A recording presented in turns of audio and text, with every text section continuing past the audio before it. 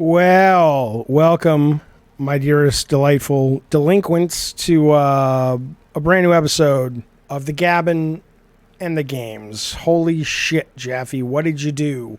Where'd your hair done go to? Where'd the beard go to? Oops, tee.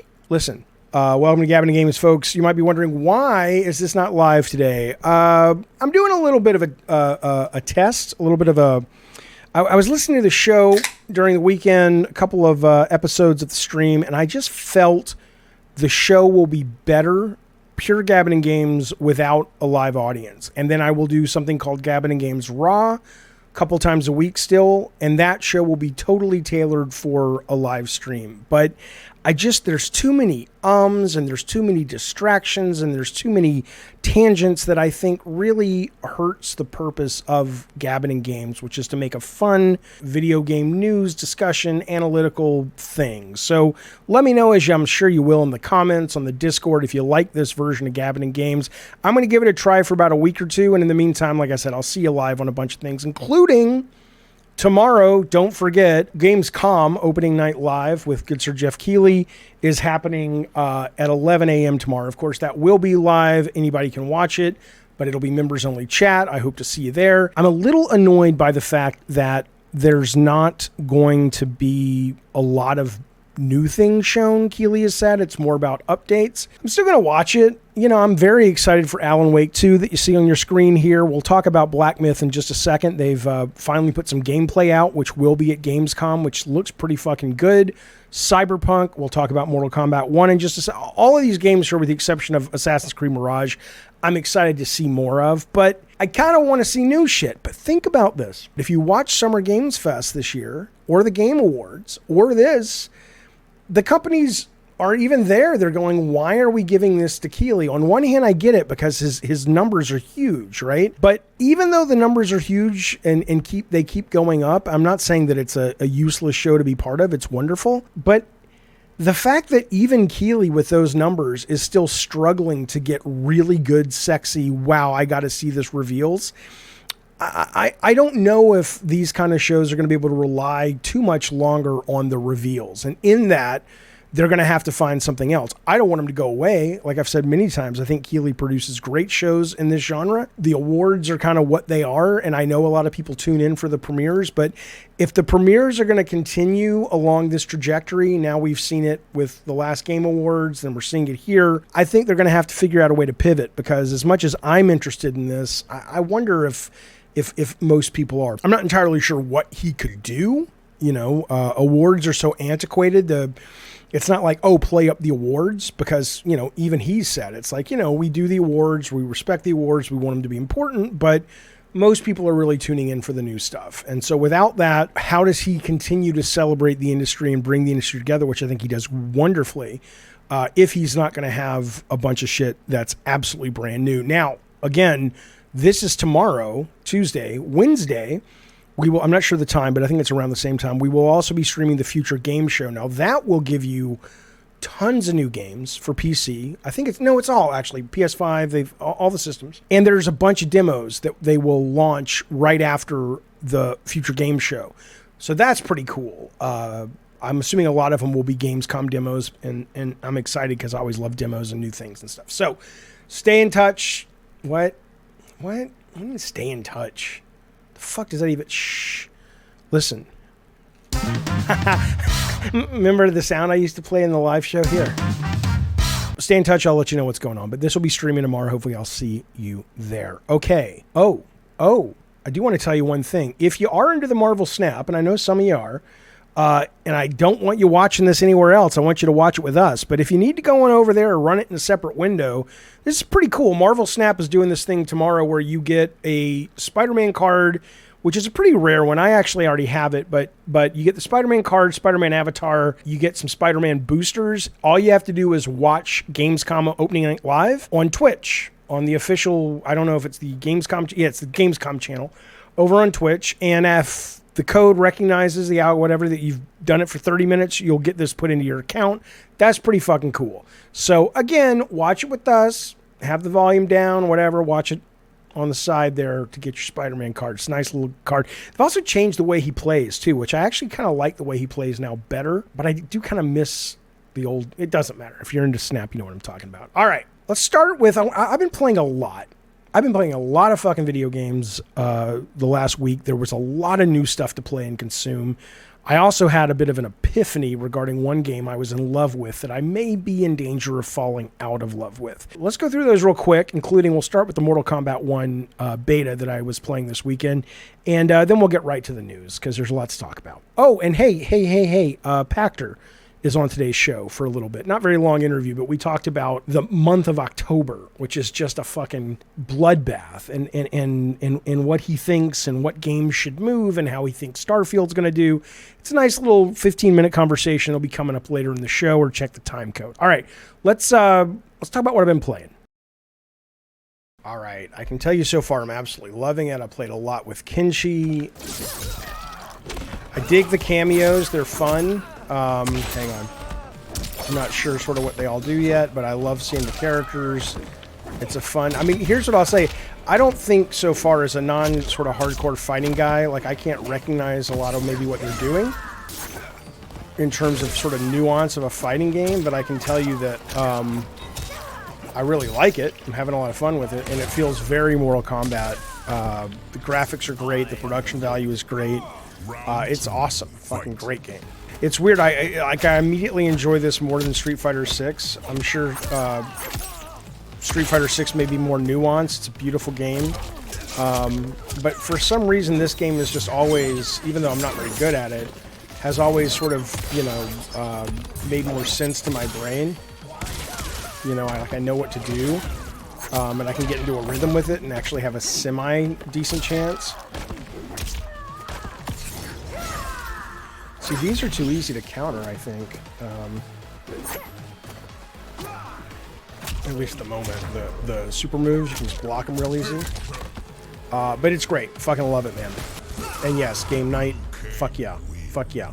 I mean, I'll say there's not really much to the demo. You've got one tower at multiple difficulty levels, and you can just fight with like 5 characters online, which plays great. I'll show you that in a second, but I mean, it's just sort of early access beta, so it's not like it's, you know, it's probably more of a stress test than anything, but it's really fun. All right, and here's the verses. I'm having a good time playing. I don't know how competitive it is if you take your fighting seriously, but it's good. It's really cool. Listen to that music too. It's good music. It sounds like Indiana Jones music, like from Temple of Doom. All right, let's be Liu Kang. I've had the most success with that guy. I'm not a mega fan about all the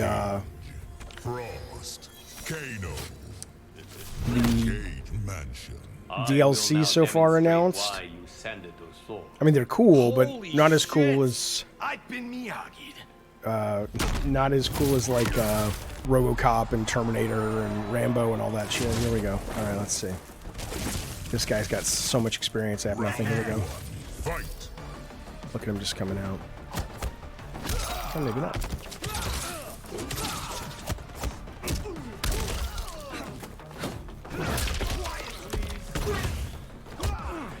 I guess if I get punched or knocked out of a move whenever a cameo guy is out, I guess it doesn't really matter. Like, it'll knock both of us out of the attack, I mean, which kind of is weird. Maybe I'm wrong. I watch this block. What the heck happened there?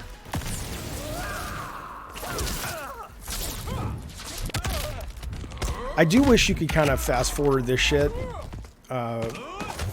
It's awesome, but after a while, it's just like, okay, I got it.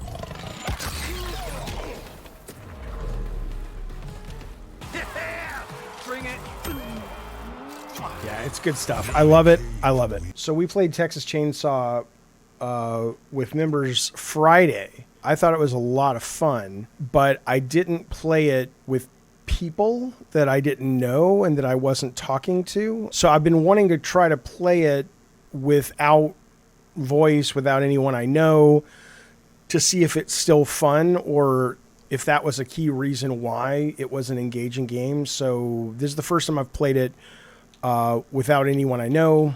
I want to see if it holds up. Let's see. It said over 1 million people, I think I saw, that have played this over the course of the last 3 days. Part of it's obviously power of Game Pass. Let's see if it sustains that audience. But if it does, I mean, it's pretty good. I don't know enough about Dead by Daylight to know if this has the sort of staying power. If there's enough depth there, we'll see. Yeah, Leatherface, you got to ready up, bitch. But I will say my first experience playing it, much better than any other async horror game I've played. Okay.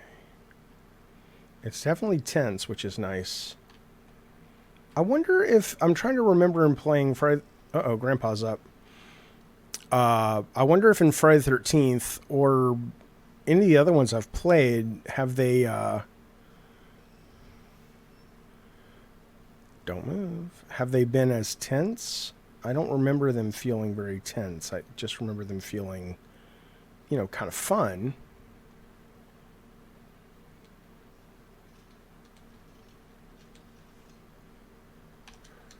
Run, run, run.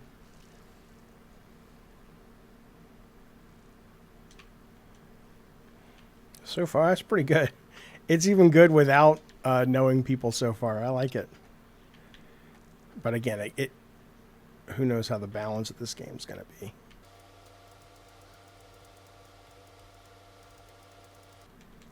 Come on, go, go, go, go, go, go. Get the fuck out of here. Fine, let's go. Come on, come on. Oh shit, they're right there? Just waiting at the top of the steps. Come on, uh-oh. Do I have anything to fight back with? Oh, shit!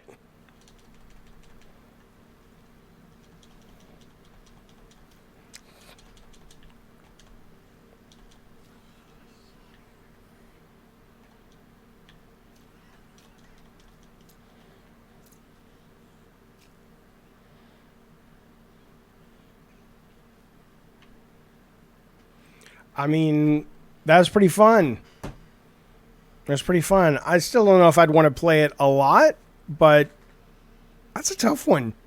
When you got a game like that and you've completed development, it's fun, but how do you...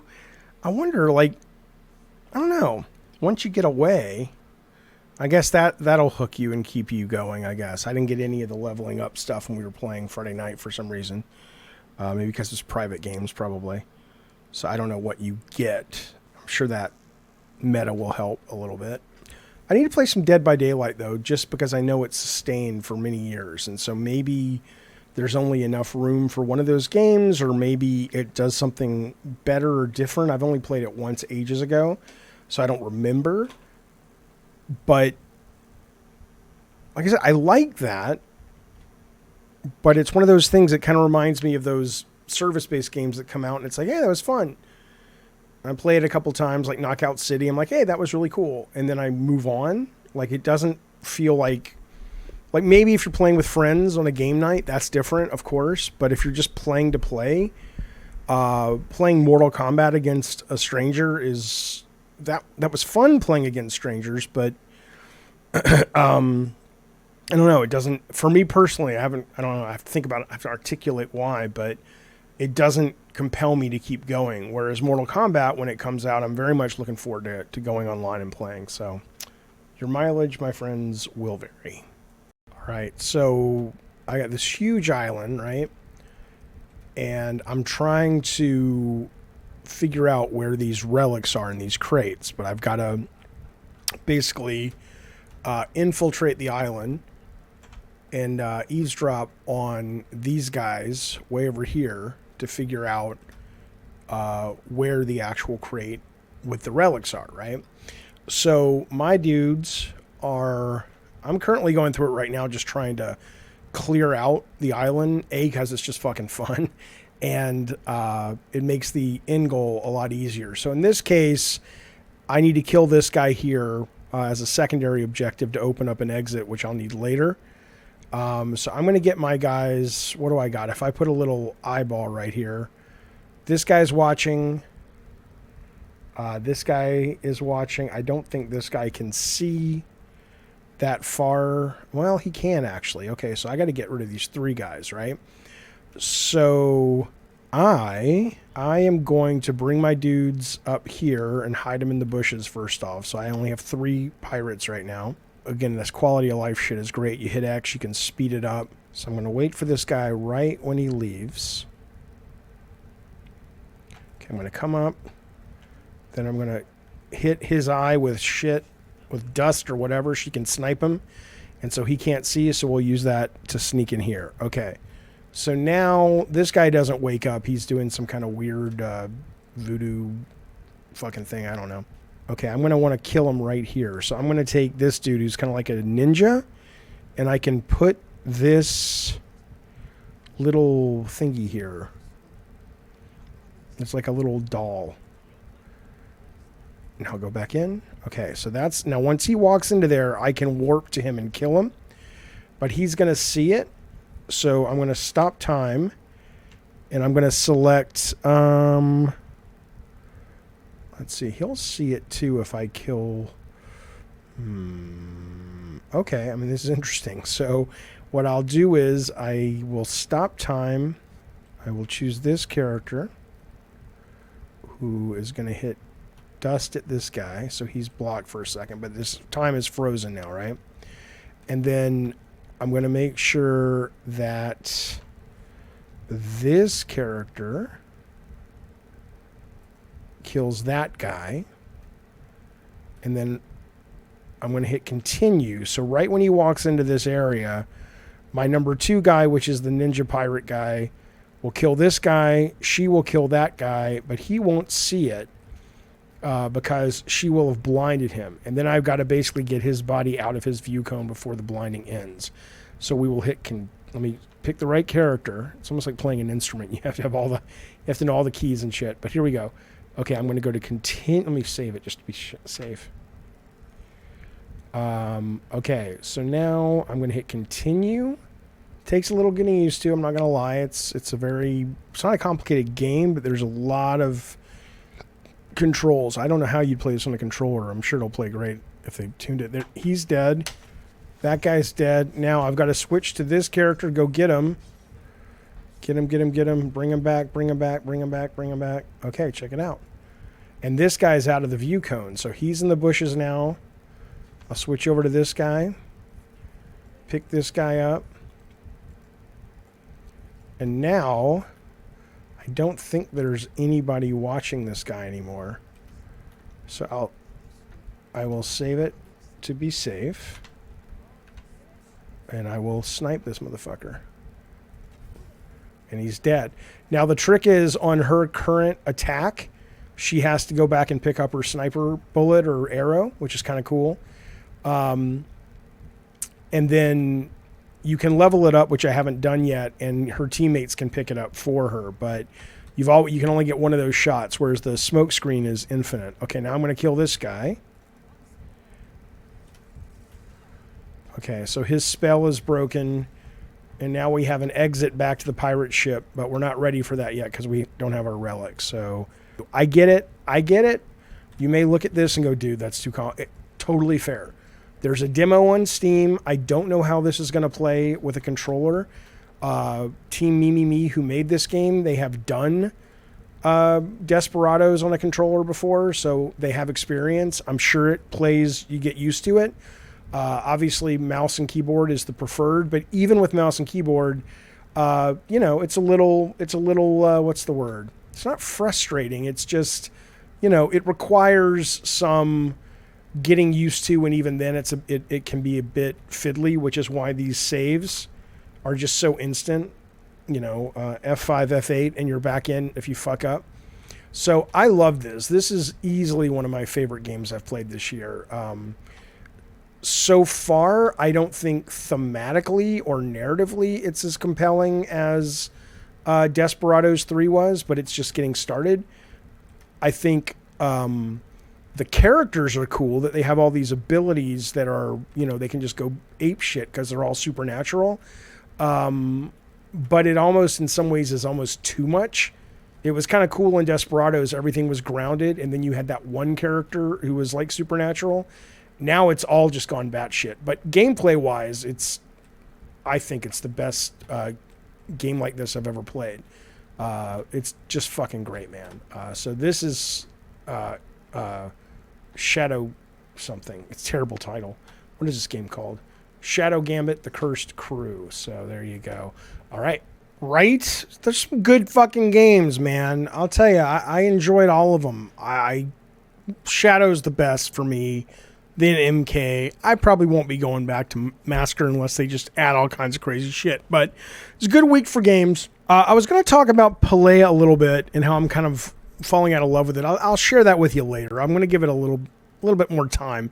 But I think that one may have jumped the shark for me, and I'll tell you why on a future episode. So look, speaking, though, of Shadow Gambit, which I love, as you should know now, Gamescom has put out their nominees for Best of Gamescom. Best game for PlayStation, best graphics, best game for Xbox, blah, blah, blah. Obviously, this is just sort of what will be at the show, right? So Armored Core is in the lead right now with visuals, gameplay. Armored Core is there. Shadow Gambit is there. No surprise. Tears of the Kingdom is there. And then you've got Paper Trail, which I have played the demo, and I'm surprised to see that there. Wandering Village, which is kind of like a world builder on the back of a giant monster. I haven't played that yet. Visuals, though, pretty cool.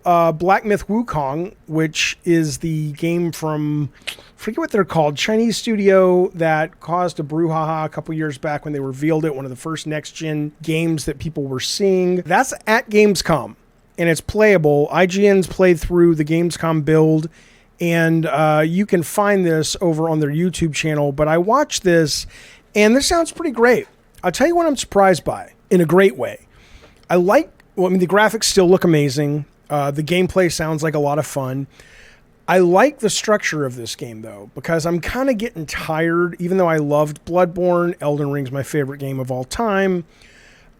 I like that this is level-based. Or chapter-based or whatever, and the levels seem open, but they don't seem massive, and you're leveling up. Like, it's like, look, you've got like X number of magic moves, and everybody has the same magic moves, and I guess you can level them up, and you've got potions, and all that, but it's more focused, it seems. They say the combat is really unique and feels different because of the staff, and because the different stances you can use the staff, so it just has a different kind of rhythm. I'm looking for a game like this right now, assuming I understand IGN's preview, that really is less massive in scope, and you can spec your character a gajillion ways, and it's like, let me just have a cool adventure with next-gen graphics.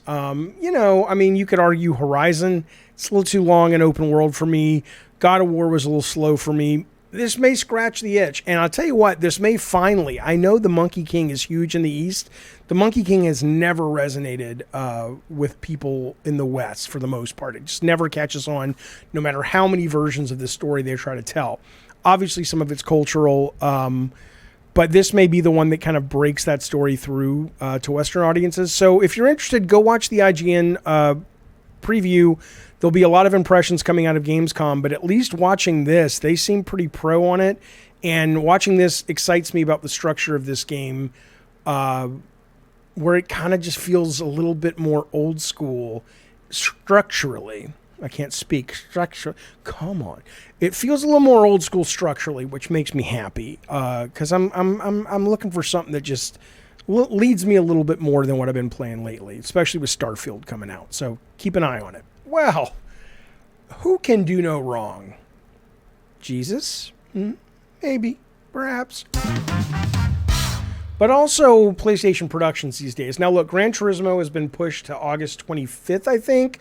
The reviews are solid, I think. I haven't looked at them in a while. Let me check the reviews real fast for you. Gran Turismo right now is sitting at a 58, and it'll probably go up a little bit when it comes out. 98% audience score, though. Think about that for a minute. What the fuck is going on there? So you got yourself a 58, which is, solid, good enough. 98%? What?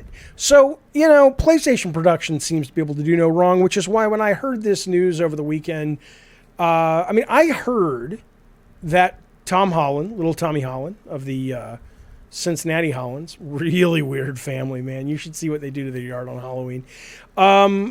He had said, hey, I want to play Jak in a live action Jak and Daxter movie. It's, what are you talking about, you idiot? But it's a go for the most part. PlayStation Productions is doing it. Tom Holland is going to be Jak. It sounds like, and these aren't rumors, these were rumors this weekend, but it's sounding more and more like this is confirmed. I'm looking at Eurogamer right now.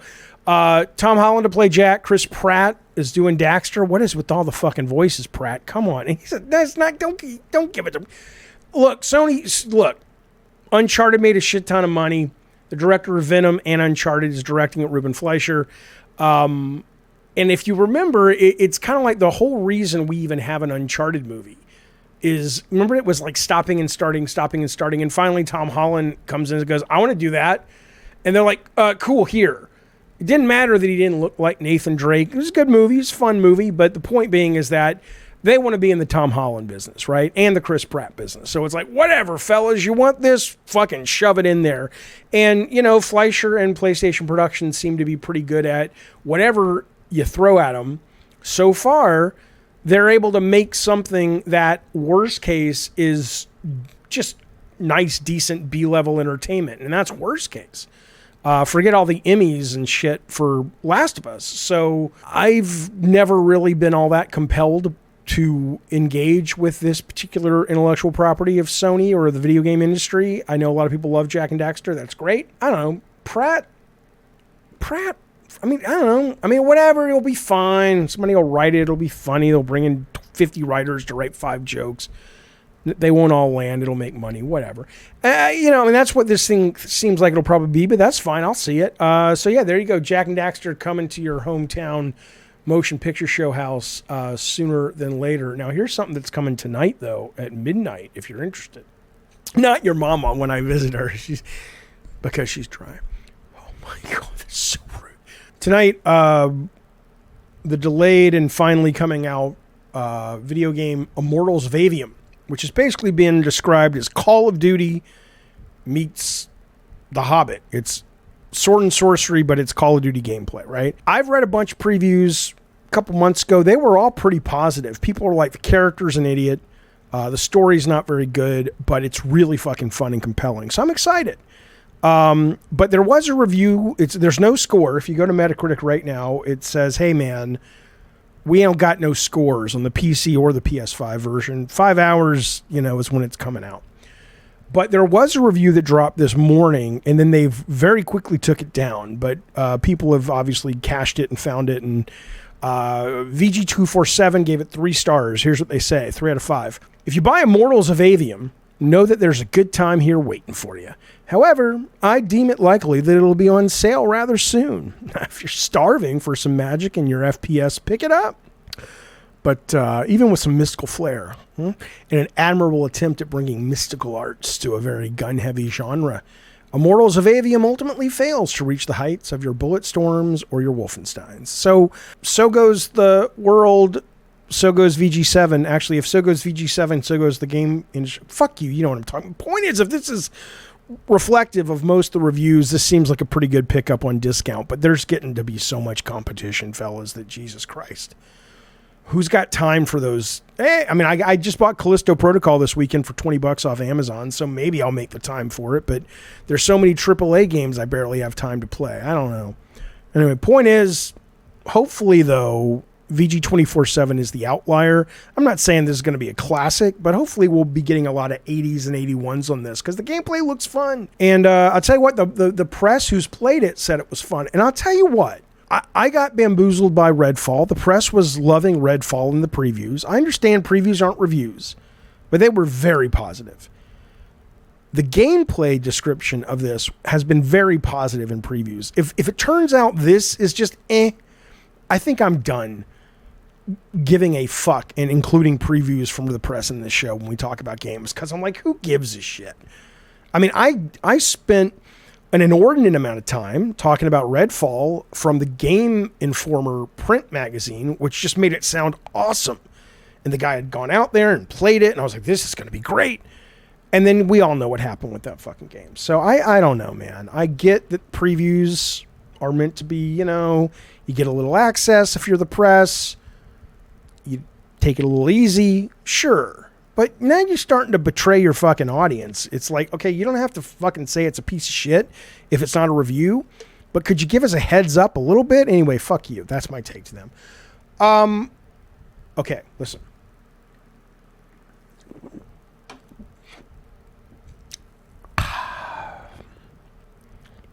I can edit that out. I choose not to. I choose no. Because a man stands up and says, I'll do what I want to do. I miss my other soundboard, though. It's not hooked up right now. What's this button do? Hey, everybody. I could edit it, but I'm not going to. You can't tell me what to do. Listen, here's what's interesting. So a lot of times, you've got game fans who get all up in arms because of acquisitions. They're ruining the industry. They're ruining the creativity. I don't know why they sound like that, but that's how game fans sound when they talk to me. It's my brain. They're ruining everything. They're going to destroy the creative essence of the... And I just want to tell you something. I say this all the time. We had such evidence of it this month. We've had like 4 new companies announced, all from big companies that people have left and said, okay, now we're going to go do our own thing again, right? That's what happens. I've said this over and over and over. Creativity doesn't stay in one place if that place doesn't treat it with the respect and give it the access and the freedom to express itself that it demands. You'll get some average people who stick around everywhere because they're more interested in the paycheck. But the real creative people that have built the brilliant games or movies or TV or albums or whatever that you love, if their company gets acquired, you may have them go, you know, not great for a couple years while they have to run out their contract.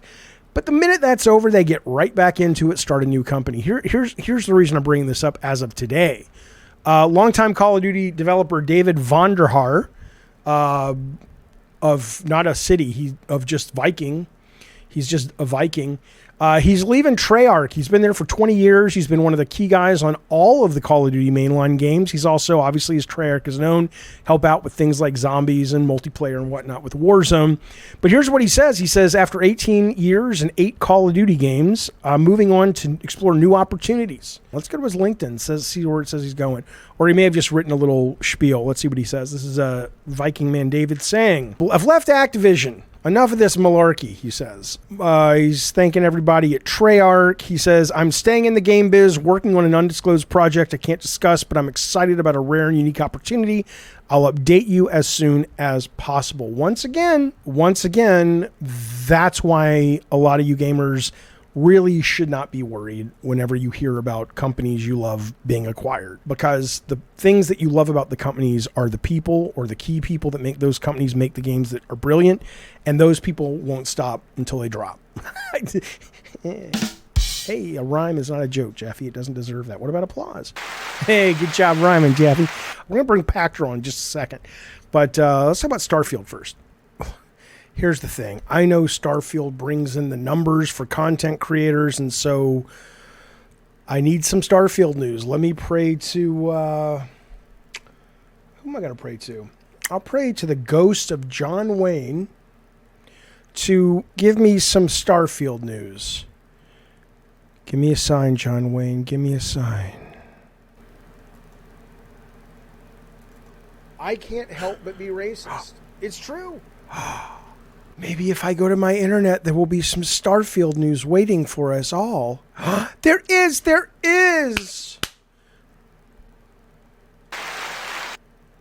Yay, I hit the wrong button. Shh. This is a work in progress. Just like my life. Listen to me. Starfield. 2 things going on with Starfield today. The first one is Mark Kern. Okay, Mark Kern was the original producer of World of Warcraft. He was also where he was the team lead for World of Warcraft, the original, producer Diablo 2, and StarCraft over at Blizzard. He caused a bit of a brouhaha on the internets regarding Starfield this weekend. Here's what he tweeted. Somehow he had gotten a hold, or someone had tweeted it out, I don't know, of the Starfield screen, the start screen. He tweets this. The physiognomy, which I had to look up, no lie, I don't know what the fuck that means. The former appearance of something. Could have just said that. The appearance of start screens. He says the start screen of a game can reveal a lot about how rushed the team was and how much pride they took in their work.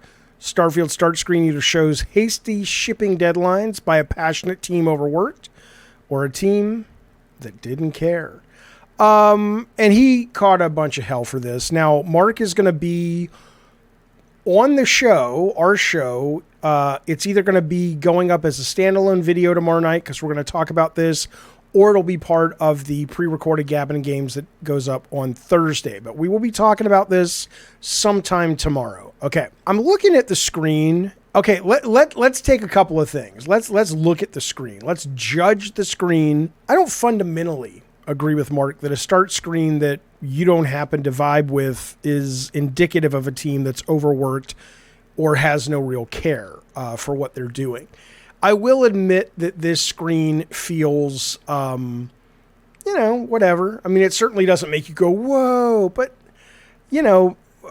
there's bigger fish to fry. And there are plenty of games that can be cited and have been cited in response to this. Start screens that really aren't nothing to write home about. Elden Ring's start screen is just the title, right? There's nothing, I want to get to the bottom of sort of where Mark was coming from on this. I mean, he hates these cans. He may just hate the screen. I mean, I don't know Mark that well. We've talked a little bit. He doesn't seem like the kind of guy that's just out there muckraking. So I'm sure, especially with his experience, he's got an interesting take on what he's saying here. And I'm curious about that. I want to talk to him about that.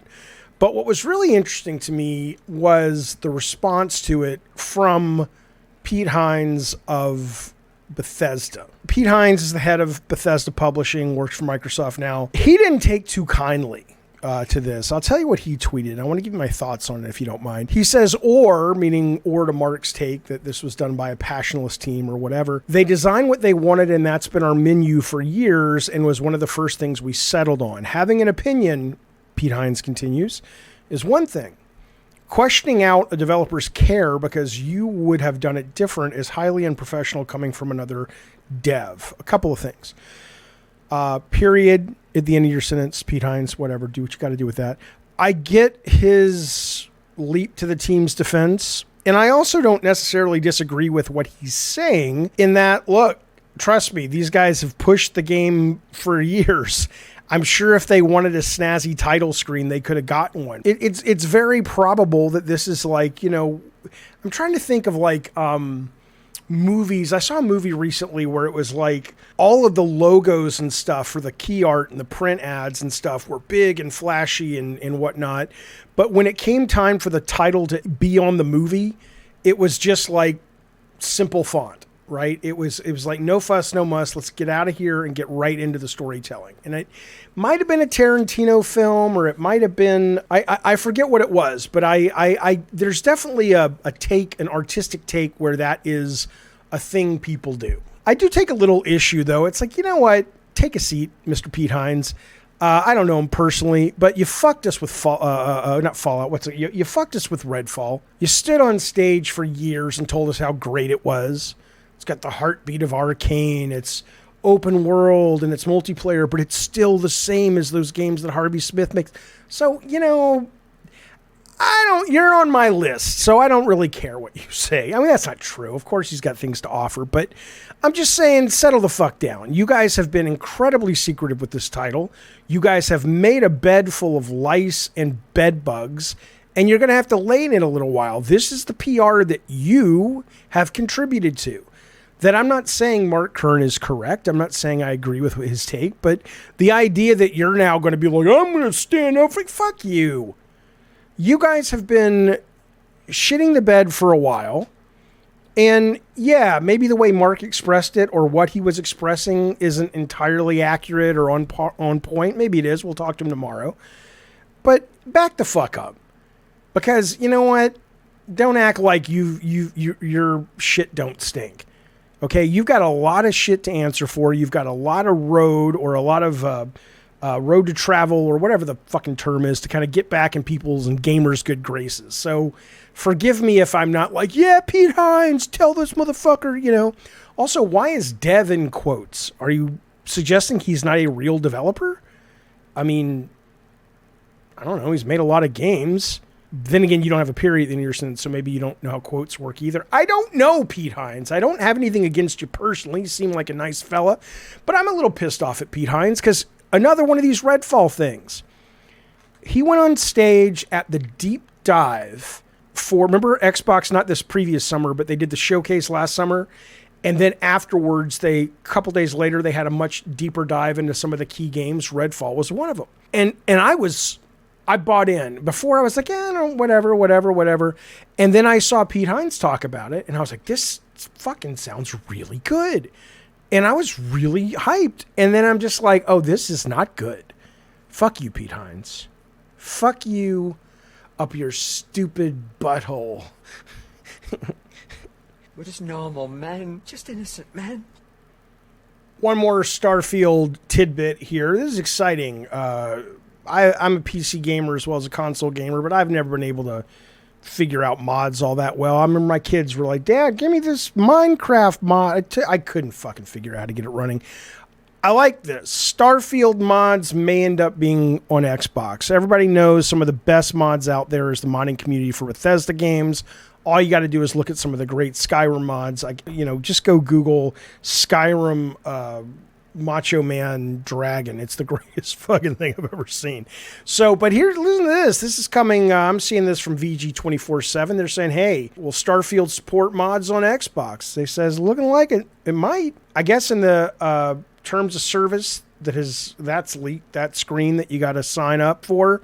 Here's what they say. They said, Bethesda Game Studios have not said whether or not we can expect mod support on Xbox, but we have an indication that might be the case. Here's the quote. The Starfield EULA, which is the terms of service, includes an interesting line about virtual currency, more specifically the creation credits. This particular currency is, of course, I'd never heard of it, associated with the Creation Club.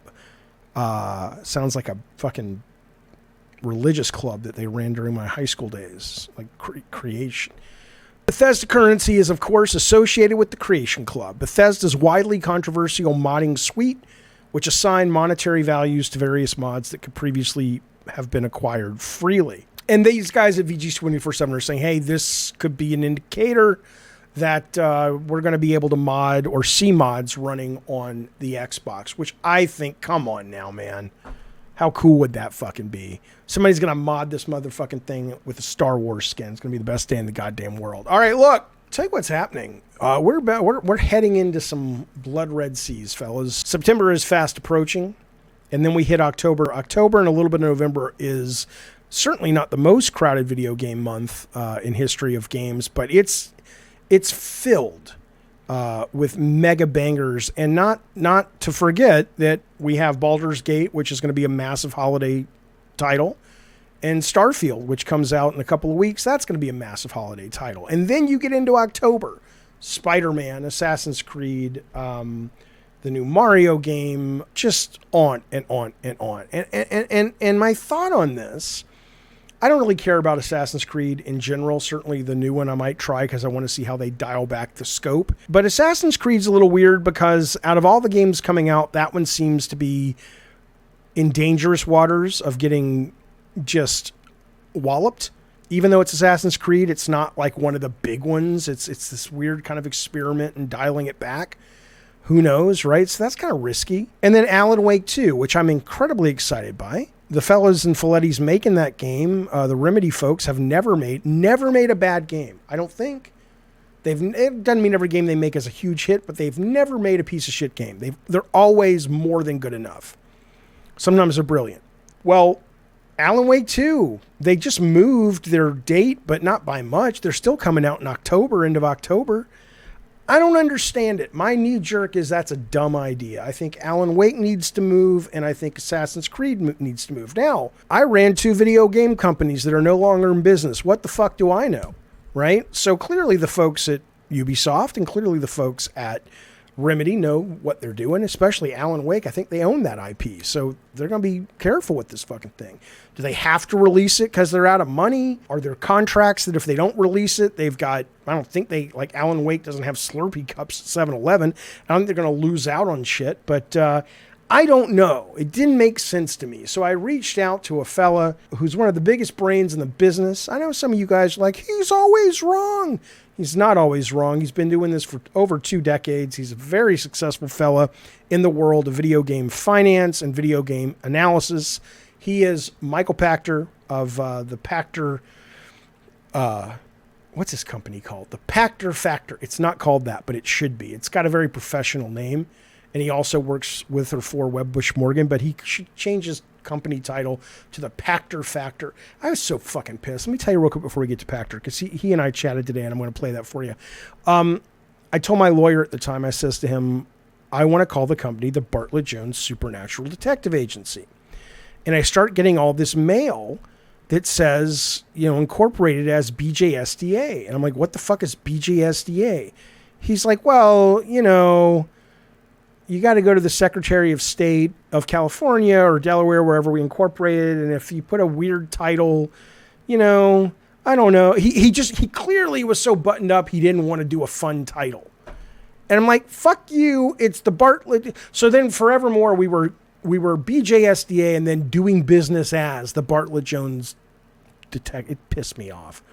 Terry Gilliam, famous film director and member of Monty Python, named his company Poo Poo Productions. I shit you not, because he wanted lawyers to be sitting in meetings talking about his contract and saying, what are we going to do about Poo Poo Productions today? We got to deal with that licensing issue. All right. Anyway, point is, though, here is Michael Pachter, friend of the show and all-around good, smart, decent human being of the Pachter Factory, talking about the bloodbath that is the coming video game storm. What? Come on. In October. Here you go. I appreciate the time. I won't take much of it. I just got a couple of questions if I can rip them off, 4 of them for you. Okay, you ready? Goddamn right he's ready. Are you ever not ready? That becomes the question. That's the real question people want to know. You know, you get me like after half a bottle of whiskey at 11 at night now. You ever go into work drunk? You ever been into work drunk? Be honest. No, I never drink in the morning ever. Yeah. And I other than maybe on a Sunday, I never have a drink before 5. Oh, okay. So I was drunk once at Sony. That's good. That's good. I'm disciplined. I probably have been stoned during work because I think I've been at events and stuff. Oh, right. Never drinking. One of my bosses kept saying, go out to the desert, take the team, get stoned as fuck, and you guys will come up with some great ideas. And I'm like, and it worked. I didn't do it. I should have done it. I wasn't doing pot back then, you know. I was a good kid. I was a Nancy Reagan kid. Not anymore. All right, here's the question. A couple questions. All right, so the thing we're talking about on the show today, trying to look at October, a little bit into November, and just sort of the glut of games. And I get it. That's every year, blah, blah, blah. But when I look at 2 games in particular, Assassin's Creed Mirage, which is obviously, it's not Valhalla in the sense that it's not another one of their big ones. It's meant to be finished in 20 hours. They're linearizing it. They're taking some chances. Who knows if it's going to work. And Alan Wake 2, which I'm very excited about. But I look at both of these and I go, you guys are running right into the storm of Spider-Man 2, Mario Wonder, Baldur's Gate 3, Starfield, and then a bunch of other sort of mid-level titles. And I go, intellectually, I mean, you know, when I worked at Sony, there were a number of times we had big meetings and everyone got together from all the departments and said, is it good strategy to move a date and all that? But when you look at something like Alan Wake, which I think is going to be good, I don't think that team has ever released a bad game. Why are they not, like, what's the logic behind a company like them or Ubisoft in the case of Mirage not pushing this to January, February? I can't get my head around why they wouldn't. Ubi is very consistent that Assassin's Creed comes out in the fall, and I don't think of the 10 I don't think they've ever done one that wasn't in the fall. I could be wrong. There might be one, but it's not a habit. Alan Wake, I don't think Remedy actually cares. Why? So they're just going to pick whatever they think their window is. I think that your question belies the hardcore nature of your gameplay and your fans. Okay. And both games, Assassin's Creed more so, are mass market games. Mm-hmm.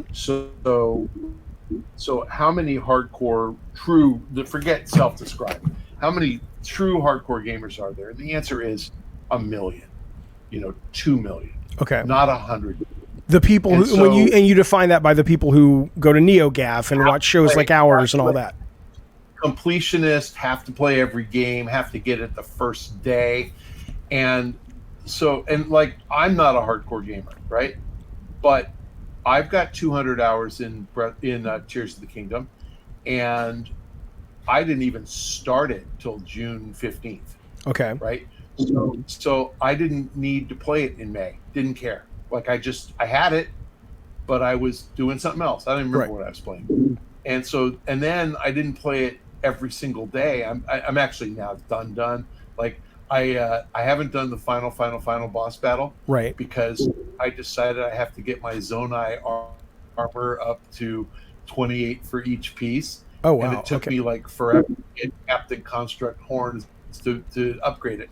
But honestly, since I upgraded my armor, which was just on Sunday, I'm untouched in battles. I get hit hard by guys, and I lose like a quarter of a heart. It's crazy. Wow. So like I can't wait.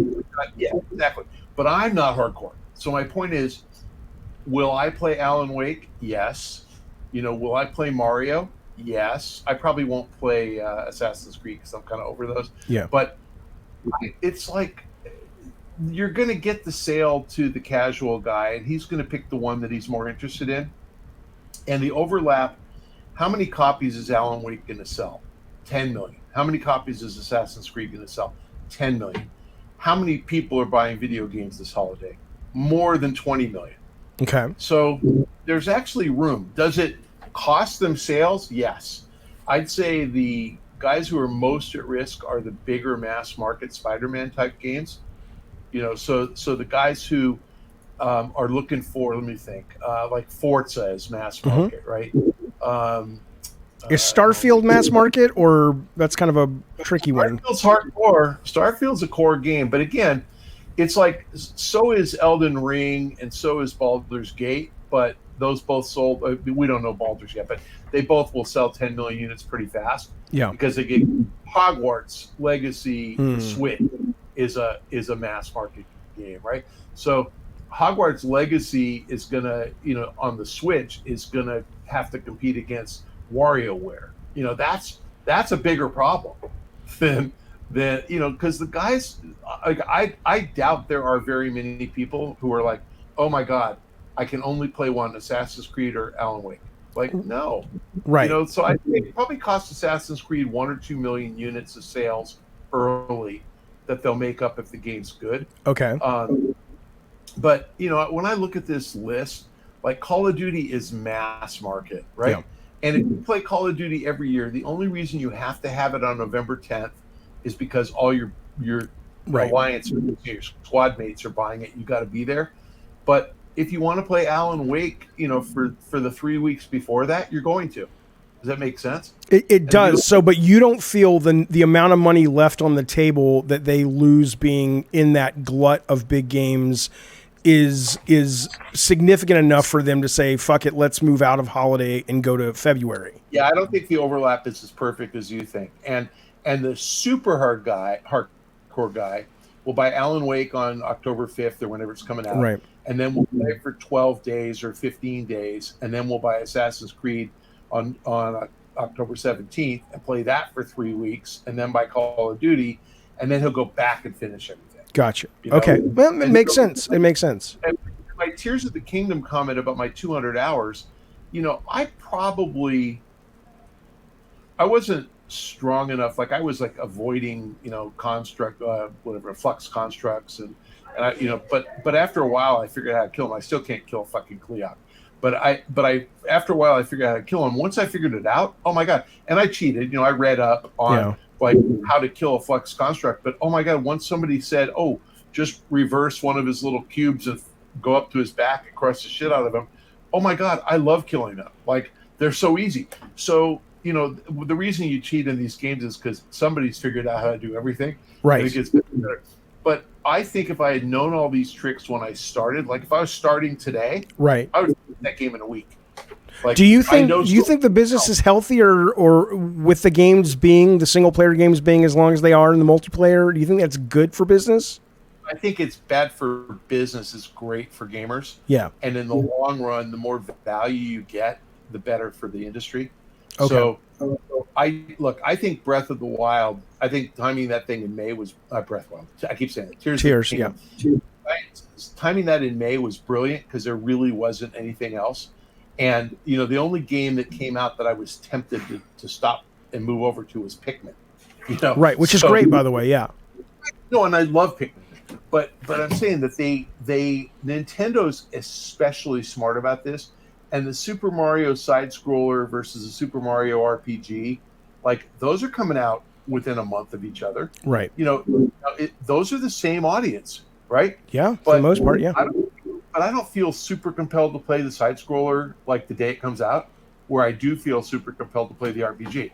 So, again, I think Nintendo's got it down. Most guys are like, I would not launch Battlefield and Call of Duty the same day. Right. That's the same audience. Like that, those games I think are a problem. But Assassin's Creed Now Awaken, I agree with you. They're kind of the similar, like just kind of, but not really. Okay. Like makes sense. A couple real fast ones. Starfield, if it's a big hit, if people love it, it kind of sounds like people do from the rumors leaking out from people who have it. Yeah. Is Game Pass saved, or do they still have the same problem as in the other sub-services? If they don't stop the churn after 3 months, they're right back where they are today. Game Pass is saved when the Activision deal closes. Okay. So, do you think Call of Duty's on Game Pass next year? Oh, yeah. Yeah, day one. And is there parity on PS Plus? Because I remember that being floated during the whole court stuff. So Sony doesn't have to put it on PS Plus. No, Sony fucked this up so badly that Sony should never have opposed a deal. Sony should have gone in day one and said, we will get out of the way. We will encourage them to close the deal if you can give us a time parity on PS Plus. Right. A month gap, or 3 month gap. And I think Microsoft, to get the deal done, would have given them that contract. But instead, Sony just, bad advice. They thought they could actually block the deal. Right. And that's clear. When his opinions, it was like, oh, the number one guy is afraid of the number 3 guy moving up to number 3 still. Like, right. Shut up. Okay. Yeah. I'm looking at my questions for you. I just want to make sure for the last one. Let me give you the real answer for Game Pass. The biggest thing that happens to Game Pass is World of fucking Warcraft. Because the subscription is free if you have Game Pass? You're already paying $15. And suddenly you get 200 more games, right? Including Call of Duty. Right. And if you're a World of Warcraft player, and there are only 6 million of them, right? How many World of Warcraft players are there going to be after it's free on Game Pass? Right. Probably another. Yeah. Right. A bunch of fodder for the good players. Like, nothing is better than a bunch of noobs running around without any clue what they're doing that you can kick the shit out of.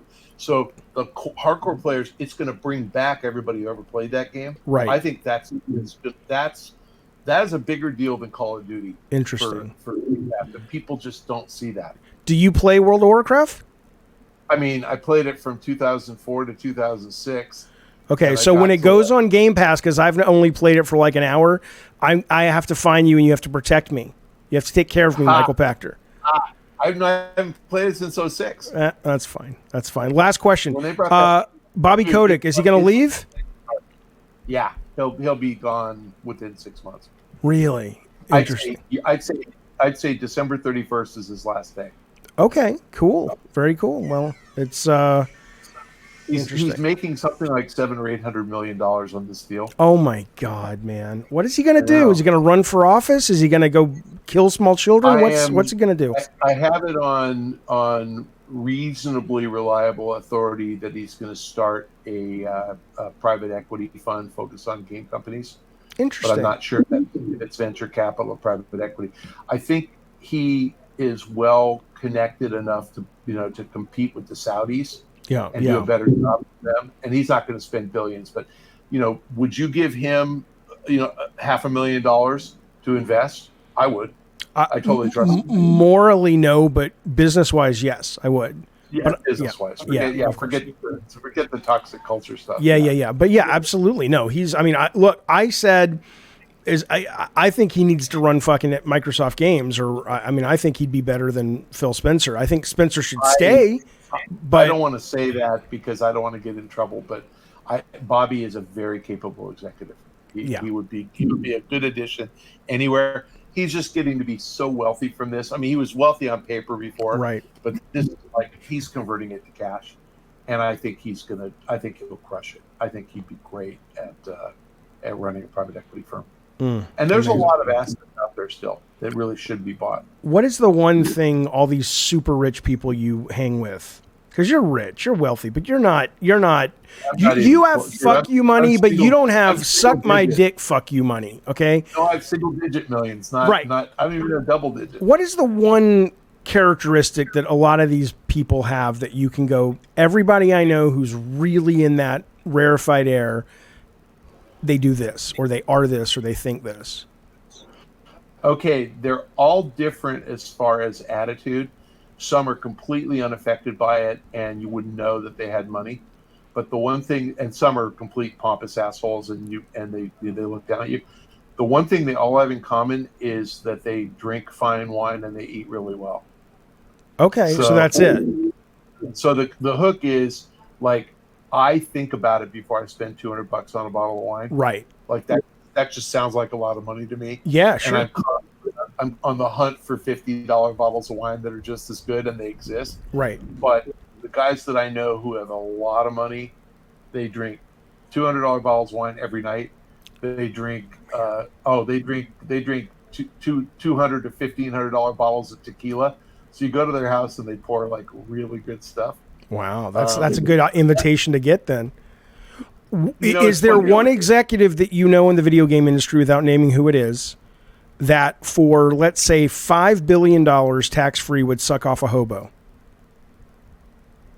Don't tell me who it is. I don't want to get you in trouble. But can you think of one that you're like, you know what? That guy loves money so much that he would suck a hobo for $5 billion tax-free.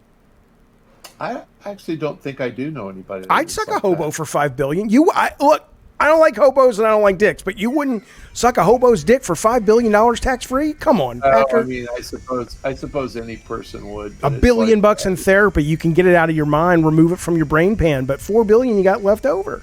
I don't know. Those kind of hypotheticals are pretty stupid. That's Oh, you think Forbes is going to ask you these questions, Pachter? Come on now. No. You know that what was it was Lady Chatterley or something, not Lady Chatterley. If you look it up, I think it was Oscar Wilde, and he had a nemesis. It was either Oscar Wilde or Winston Churchill. I always get them confused. Okay. But one of them had a nemesis, and Lady something, and that she used to always throw barbs at him, and he said, if I offered you £1 million, would you sleep with me? And she said, well, I'd certainly have to consider it. And then he said, if I offered you a farthing, a tenth of a penny, would you do it? And she's like, what kind of woman do you think I am?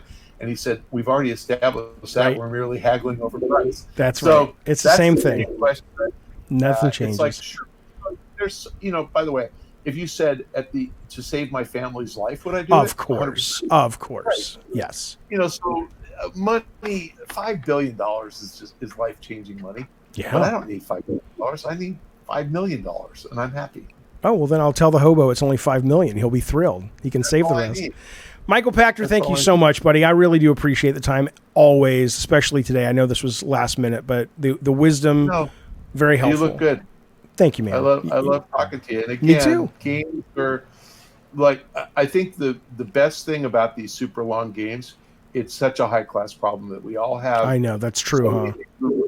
And by the way, Starfield, the thing that's going to be great about that, it's a 200-hour game. Yeah. Have you spoken to anyone playing it? I have. And what do they say? I mean, Elder Scrolls with in space or whatever. But it's good. Like, They say it's good. I mean, there are a lot of people who think Fallout is Elder Scrolls. I don't happen to be one of those, but Starfield is Elder Scrolls. Okay. I mean, it really. Best-selling game of the year is going to be Spider-Man 2 or Call of Duty? I mean, unfortunately, Starfield's going to be free on Game Pass. Right, so it's out of the question. That one doesn't even fit into the question. Call of Duty. And then Spidey? Isn't Spider-Man PS5 only? Mm-hmm. Yeah, no chance of console exclusive. Gotcha. Outsells a multi-console. Gotcha. No chance. All right. Be well, good sir. Thank you so much. I appreciate it. I'm glad you're safe from the insane rain we didn't get. All right. I'll see you, buddy. Thank you, Michael Pachter. All right, man. Bye. Bye. And that's how the masters do it, fellas. I want to thank you for watching Gabbin' and Games. I want to thank Michael Pachter for swinging by and shooting the shit and being a great sport as always. Don't forget, we'll be watching Future Game Show. We'll be watching opening night Gamescom with Keeley tomorrow. Kern is coming on tomorrow or the next day, depending. Let me know in the comments how you like this new format. Again, we're not getting rid of the live shows. Gabbin' and Games Live will be going tomorrow. We'll be doing it a couple times a week, 3-4 times a week. Man, probably 3. But let me know if you like this format for more of the news, opinion, discussion show. Is that more up your alley? Or if you're like, dude, you're a fucking moron. Go back to the way it was. Let me know. I appreciate it regardless. I'm out. Be well. Be safe out there. And never, I was going to say never ever forget and then play you sound. I don't get, come on, man. All right. Seriously, fellas. Be well. Thanks, everyone.